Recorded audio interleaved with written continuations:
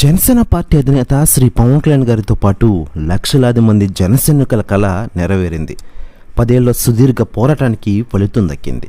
నిరాశ, నిస్పృహలు, అవమానాలు, అవహేళనలు ఇవన్నీ దాటి జీరో నుంచి హీరోలా మారింది జనసేన.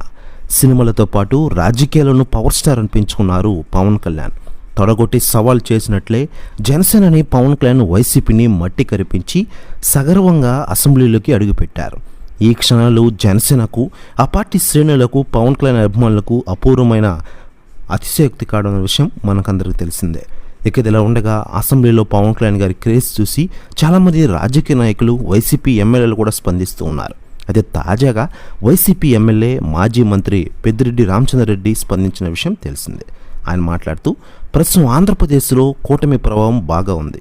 ముఖ్యంగా పవన్ కళ్యాణ్ గారి హావా కొనసాగుతోంది. ఇక డిప్యూటీ సీఎంగా పవన్ కళ్యాణ్ గారు రాణిస్తారు.